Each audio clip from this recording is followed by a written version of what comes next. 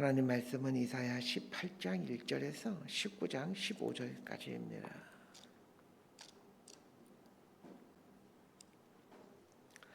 이사야서 18장 1절에서 19장 15절까지 말씀 번갈아 가면서 읽습니다. 제가 먼저 읽겠습니다.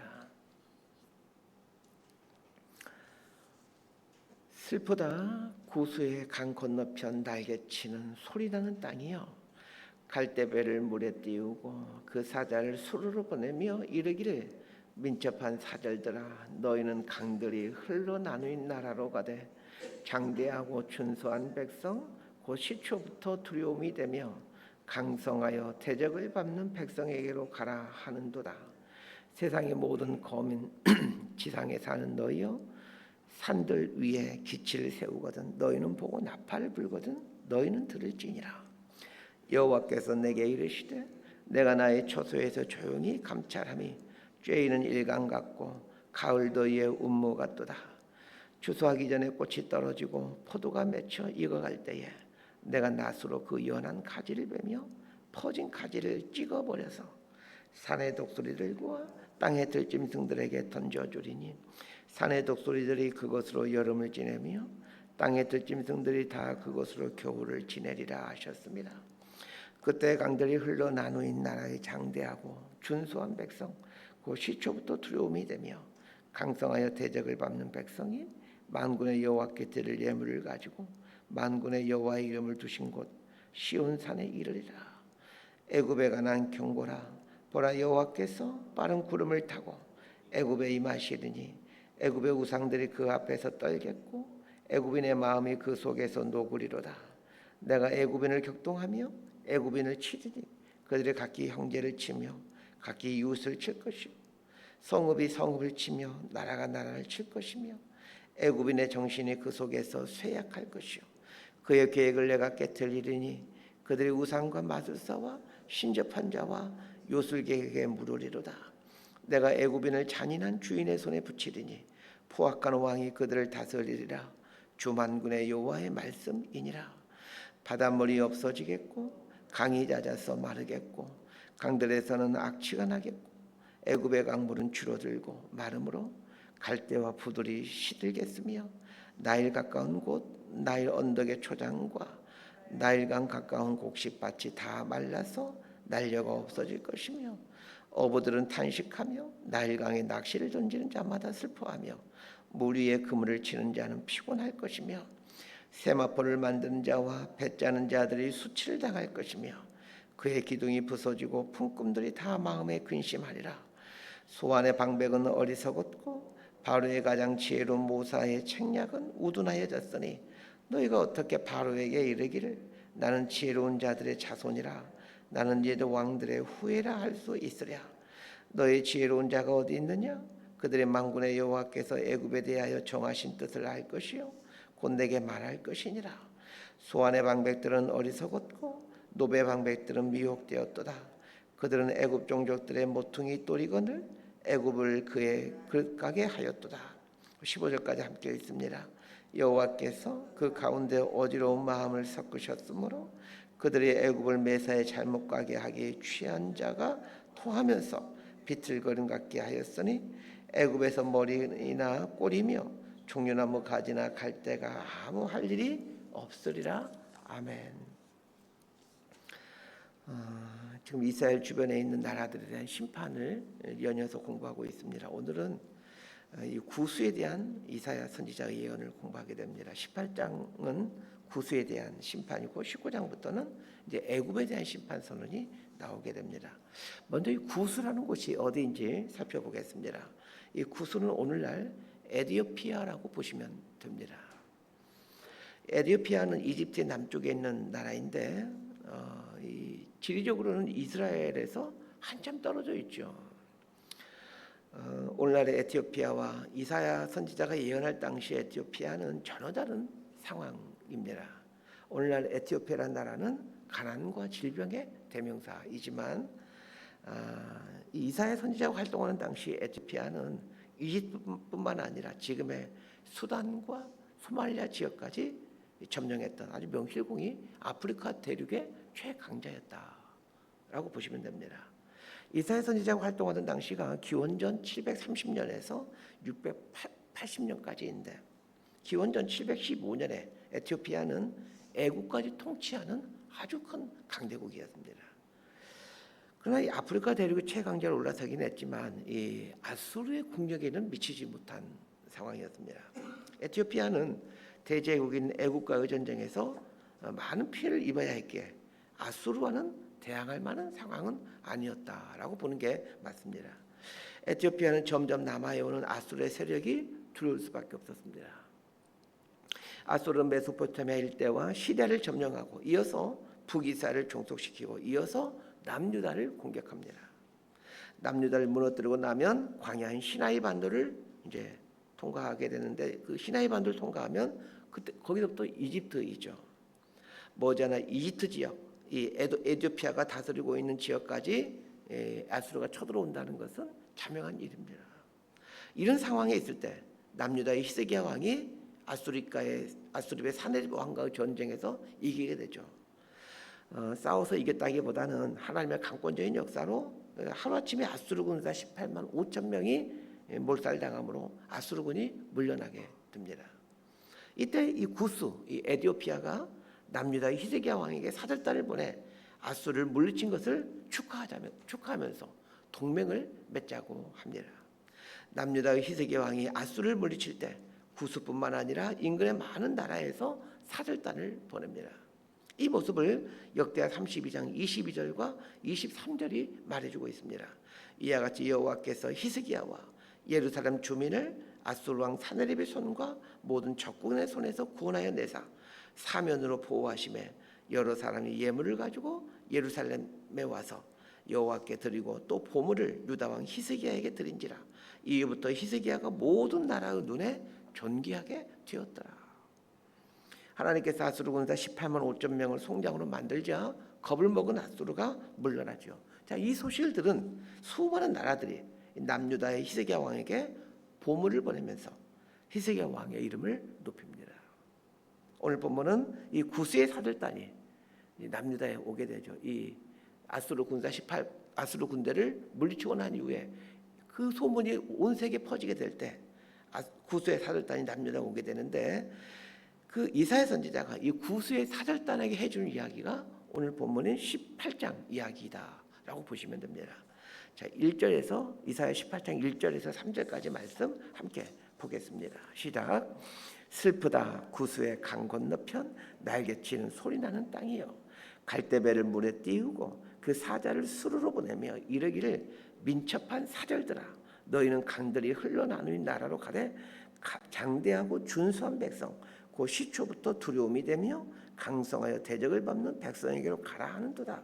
세상의 모든 거민 지상에 사는 너희여 산들 위에 기치를 세우거든 너희는 보고 나팔을 불거든 너희는 들을지니라. 이 구스는 에티오피아라고 말씀드렸습니다. 구스를 가리켜 1절에서 강 건너편 날개치는 소리나는 땅 이렇게 표현하고 있습니다. 여기서 말하는 이 강이란 나일강을 의미합니다. 구스는 나일강 건너편에 자리 잡고 있던 나라인데 그 땅을 가리켜 날개치는 소리나는 땅 이렇게 표현하고 있습니다. 왜 구스를 날개치는 소리나는 땅이라고 했는지에 대한 것은 정확히는 알 수 없지만 추정해 볼 수 있는 것은 그 땅이 무덥고 습기가 많아 큰 곤충들이 많이 있었고 그 곤충들의 날개치는 소리가 흔했기 때문에 아마도 그렇게 표현했던 것으로 보여집니다.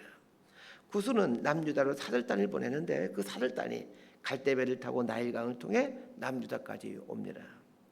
먼 길을 온 사절단에게 이사야 선지자는 다시 너희 나라로 돌아가라 라고 말합니다. 2절에 나오는 강들이 흘러 나누인 나라로 가되 장대하고 준수한 백성 그 시초부터 두려움이 되며 강성하여 대적을 받는 백성에게로 가라라고 말하고 있는데 이 강들이 흘러 나누인 나라는 구스를 말하고 장대하고 준수한 백성 그 시초부터 두려움이 되며 강성하여 대적을 받는 백성은 이 구스 국민들을 말합니다.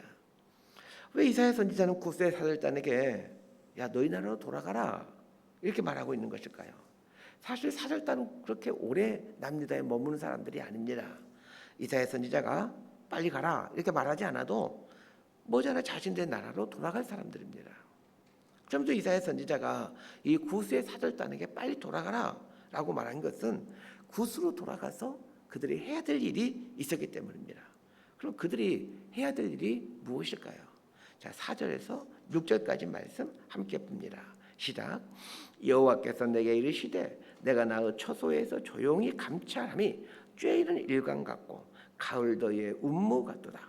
추수하기 전에 꽃이 떨어지고 포도가 맺혀 익어갈 때에 내가 낫으로 그 연한 가지를 베며 퍼진 가지를 찍어버려서 산의 독수리들과 땅의 들짐승들에게 던져주리니 산의 독수리들이 그곳으로 여름을 지내며 땅의 들짐승들이 다 그곳으로 겨울을 지내리라 하셨습니다.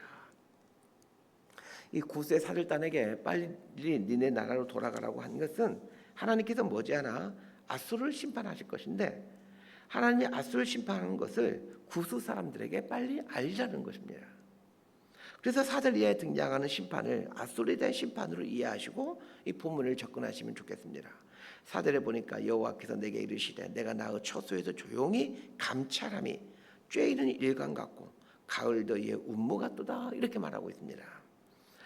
하나님께서 당신의 처소에서 조용히 감찰하고 있다라고 말씀합니다. 그렇습니다. 하나님이 이 땅에서 일어나고 있는 일들을 조용히 감찰하고 계십니다. 한번 이 표현을 잘 생각해 보면 정말 이 표현이 맞는 것 같습니다. 여러분, 하나님께서 이 땅을 조용히 감찰하고 계십니다. 그래서 조용히 감찰하고 계시기에 이 땅에 일어나는 일들을 보면 이거 정말 하나님이 이거 주관하고 계시나? 하나님이 정말 간섭하고 계시나? 이런 생각이 들 수밖에 없습니다. 하나님과는 전혀 상관없는 아수르가 많은 나라들 정복하며 많은 사람들 죽이고 포로 잡아가는 것을 하나님이 조용히 감찰하고 있었다는 말입니다. 한번 생각해 보십시오. 아수르의 어떤 나라가 자기 나라 백성들이 아수르에서 무너지고 백성들이 잔인하게 죽는 걸 볼 때 도대체 하나님의 신은 있는 것인가 이렇게 한탄하고 막 소리쳤을 것입니다. 이렇게 우리 삶 속에 일어나는 많은 일들을 보게 되면 정말 하나님이 계시는 걸까? 하나님이 이 땅을 다스리고 계시는 걸까? 이런 고뇌와 탄식이 나올 수밖에 없는 그런 일들이 이 땅 가운데는 계속해서 일어나죠. 그런데 하나님이 조용히 모든 것들을 감찰하고 있다는 겁니다. 이것은 아수르의 잔인함으로 많은 나라와 백성들이 하나님께 탄식하고 애원해도 가만히 감찰만 하고 있었다라는 말입니다. 때로 하나님은 이렇게 조용히 감찰만 하는 분위기시기도 합니다. 우리의 강구에 조용히 감찰만 하실 때가 있곤 하십니다. 그래서 악이 선을 이기고 거짓이 진실을 이기도록 내버려 두시기도 하십니다. 분명 하나님의 뜻은 선이 악을 이기는 거죠. 진실이 거짓을 이기는 것이 하나님의 뜻입니다. 그런데 종종 우리 주변에는 거짓이 선을 이기고 악이 또 선을 이기는 모습들이 많이 일어나고 합니다. 이렇게 하나님은 종종 악이 이기는 것 같은 상황에서도 조용히 감찰만 하시고 침묵하실 때가 있습니다. 그러나 침묵하신다고 그냥 그 일이 그대로 잊혀진다 그 뜻이 아닙니다. 하나님은 침묵하시지만 감찰하고 계십니다. 감찰하신다라는 말은 그것을 보고 계신다라는 말입니다. 그러므로 우리의 삶에 거짓이 진실을 이기고 악이 선을 이기는 고통스러운 사건이 일어날 때에도 하나님을 신뢰하셔야 합니다. 하나님이 그 사건에 대해 아무 일도 하지 않는 것처럼 조용히 가만히 계시지만 여전히 그분은 그것들을 보고 계신다는 것을 기억하셔야 됩니다. 하나님의 이 조용한 감찰을 묘사하면서 어떻게 묘사하냐면 쬐이는 일광 같고 가을 더위에 운무 같도다 이렇게 말하고 있습니다. 하나님이 어떤 일을 개입하지 아니하시고 가만히 감찰만 하고 계시는 것을 표현하는데 쬐이는 일광 같고 가을 더위 운무 같도다 이렇게 표현하고 있다는 겁니다. 자, 쬐이는 일광이라는 말과 가을 더위의 운무는 사실 농사와 밀접한 연관을 맺고 있습니다. 가을에 추수를 하기 위해서는 날마다 비추는 태양빛이 있어야 됩니다. 그리고 가을날에 운무가 이슬이 되므로 그 이슬로 인해 열매가 익어갑니다. 제가 이렇게 농사를 지으니까 이걸 조금 이 말이 무슨 말인지 알겠는데 요즘처럼 이렇게 뜨거운 태양들이 있을 때 또 그 뜨거운 태양들의 작물을 하루하루 우리 눈에 보이지 않지만 하루하루 조금씩 자라게 합니다. 이제 조금 있으면 날씨가 서늘해지게 되면 이제 그 구름들이 만드는 이슬들이 아침이면 맺혀지게 됩니다. 그 이슬들이 또 열매를 크게 만들어 갑니다. 쬐이는 일광과 가을더의 운무는 아주 작지만 우리 눈에는 보이지 않는 것 같지만 그 지속적인 일광이 그리고 지속적인 가을날의 구름이 만들어낸 그 새벽의 이슬들이 모여서 결국은 곡식의 열매를 맺게 하듯 하나님의 침묵하심이 결국은 이렇게 만들어간다는 겁니다. 하나님께서 침묵하고 있는 것 같지만 일광과 운무가 언젠가는 열매를 맺게 하는 것처럼 하나님의 이 감찰하심은 반드시 당신의 뜻을 이루는 열매를 맺게 되는 날이 온다라는 것입니다. 아수르가 악하다고 바로 심판하는 것이 아닙니다. 한동안은 그냥 내버려 두십니다. 그러나 그 내버려둠 속에서 여름날의 태양빛이 쌓이고 쌓여 가을에 열매를 맺게 하듯 가을날에 떠다니는 구름이 별것 아닌 것 같지만 그것들이 쌓이고 쌓여 새벽 이슬을 만들어서 곡식의 열매를 맺어가게 하듯 이 하나님의 조용한 침묵, 그분의 이 숨겨진 감찰하심이 결국은 아수르를 향한 심판이라는 결과를 가져오게 한다는 것입니다. 5절에 보니까 추수하기 전에 꽃이 떨어지고 포도가 맺혀 익어갈 때에 내가 낫으로 연한 가지를 매며 퍼진 가지를 찍어버려서 이렇게 말하고 있죠. 이것은 본격적인 심판이 오기 전에 작은 심판부터, 심판의 어떤 징후들을 알려주는 작은 심판부터 한다는 겁니다. 자, 이런 심판 중에 하나가 아수르가 남유다를 쳐들어왔을 때 18만 5천 명이 하루아침에 산송장이 된 사건입니다. 그 사건으로 인해 아수르가 쫄딱 망하지는 않았지만 그 사건은 마치 추수하기 전에 꽃이 떨어지는 것과 같은 그런 사건이고 포도가 익기 전에 연한 가지를 낫으로 치는 것과 같은 아수르에게는 사실 굉장히 치명적인 사건이 됩니다. 아수르는 작고 연약한 남유다를 침략할 때 이 수많은 군대가 몰살당할 것이라고는 한 사람도 생각하지 못했을 것입니다. 그런데 이러한 사건들이 아수르를 향한 최종 심판이 있기 전 꽃이 떨어지는 것 그리고 연한 가지를 베는 것과 같은 사건이 된다는 말입니다. 남유다에서 철군한 아수르의 사내립은 아수르로 돌아간 뒤 산당에서 제사를 드리다가 자신의 신복에 의해 암살을 당합니다. 이 사건 또한 추수 전에 꽃이 떨어지는 사건과 같은 것이고 포도가 익어가기 전에 연한 가지를 치는 사건이라고 할 수 있습니다. 이처럼 하나님은 조용히 감찰하시며 여름에 쬐이는 일광처럼 가을날의 우무처럼 그렇게 서서히 최종 수확을 향해 열매가 맺혀질까지 기다리시면서 그 최종 수확을 향해서 일을 행해 가신다는 것입니다. 그러나 우리 눈에 보기에는 하루 일광이 쬐인다고 또 가을 하늘의 구름이 이슬로 변해서 곡식에 내린다고 뭐 크게 달라지는 건 없어 보입니다. 우리가 꼭 밭에 가가지고 곡식을 보게 되면 아이고 어제보다 오늘이 많이 컸구나, 어제보다 오늘이 열매가 많이 커졌구나 이렇게 생각되지 않습니다. 하루하루에는 아무런 변화가 없는 것처럼 보입니다. 분명 하나님은 일하고 계시는데 우리 눈에 보기에는 너무나도 더디게 보여지고 마치 일하지 않는 것처럼 보일 때가 많습니다. 결국 하루하루의 일광이 쬐이고 하루하루 구름이 이슬로 바뀐 일들이 반복되면서 어느 날 6절 말씀처럼 산의 독수리들과 들짐승들에게 던져진 날이 오게 된다는 겁니다. 산의 독수리들과 들짐승에게 던져진다라는 말은 시체가 된다는 말로 심판을 뜻하는 표현입니다. 산의 독수리들이 여름을 지내며 땅의 들짐승들이 겨울을 지낼 만큼 그렇게 많은 시체들이 이제 질비하게 된다는 얘기입니다. 이것은 아수르에 대한 아주 철저한 심판을 말합니다. 이렇게 아수르에 대해 아주 철저한 심판을 하실 것이기에 아수르를 심판하실 그 하나님을 구수 백성들에 가서 전하라고 이 구수 사절단들에게 이사야 선지자가 얘기하고 있는 겁니다. 자, 우리 7절 말씀 함께 보도록 하겠습니다. 시작. 그때의 강들이 흘러나누인 나라의 장대하고 준수한 백성 곧 시초부터 두려움이 되며 강성하여 대적을 밟는 백성이 만군의 여호와께 드릴 예물을 가지고 만군의 여호와의 이름을 두신 곳 시온산에 이르리라. 하나님께서 아수르를 심판하실 때 이 구수 백성들이 예물을 가지고 예루살렘에 올라와서 하나님께 경배드린다는 겁니다. 그 강력한 제국인 아수르가 하루아침에 심판당한 것을 보면서 하나님의 일하심을 결국에는 보게 된다는 겁니다. 그러면서 그 하나님의 주권을 인정하고 하나님 앞에 엎드려 예배드리는 하나님의 백성이 되라라고 요청하고 있습니다. 그렇습니다. 이 세상에 영원한 것은 아무것도 없습니다. 영원할 것 같았던 대제국들을 하나님은 한순간에 또 허물어뜨리기도 하십니다. 그렇게 함으로 하나님만이 영원하신 분이시며 홀로 영광 받으실 분이시라는 것을 선포해 주십니다. 영원할 것만 같았던 재벌들이 하루아침에 무너지는 걸 보면서 영원한 것은 하나님밖에 없다는 것을 인정해야 됩니다. 사람들이 생명처럼 여기는 돈과 권력이, 그것도 상상할 수 없는 돈과 상상할 수 없는 권력을 쥐고 있던 왕들이 하루아침에 무너지는 것을 보면서 영원하신 하나님 앞에 엎드릴 줄 알아야 합니다. 강력한 대제국이었던 아수르가 패망하는 것을 보고 구수 사람들이 예물을 가지고 시온산에 이르게 될 것이다 라고 말씀합니다. 오늘 우리가 해야 될 일이 있다면 하나님이 계신 시온산, 하나님의 임재 앞에 우리 자신을 세워놓는 것입니다. 그리고 영원하신 하나님께 겸손히 꿇어 엎드리는 것입니다.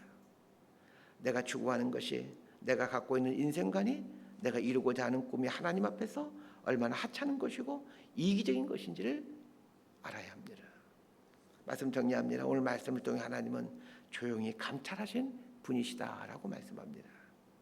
하나님의 더딘 심판이 종종 우리를 힘들게 하지만, 그러나 믿음이라는 것이 무엇이겠습니까? 더디다고 생각되는 이 하나님을 신뢰하며 그분이 감찰하고 계시며 언젠가는 그분의 때가 이르렀을 때에 당신의 공의와 정의와 사랑을 온전히 드러내신다라는 것을 믿는 것, 이게 하나님을 믿는다는 것 아니겠습니까?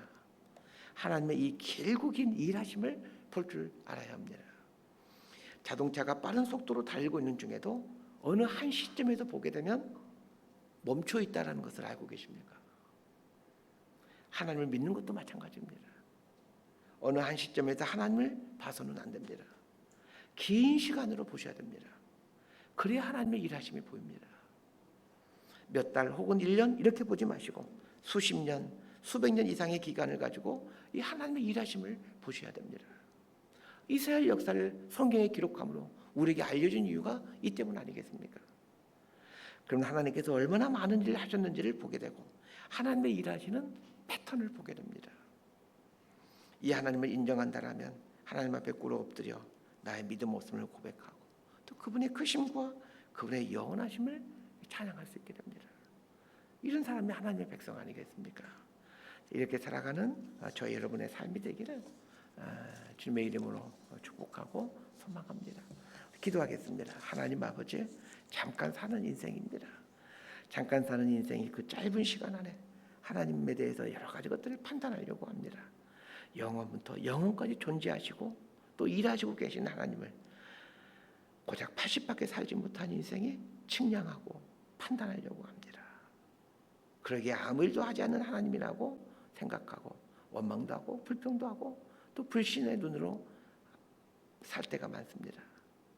우리의 믿음 없음을 불쌍히 여겨 주옵소서.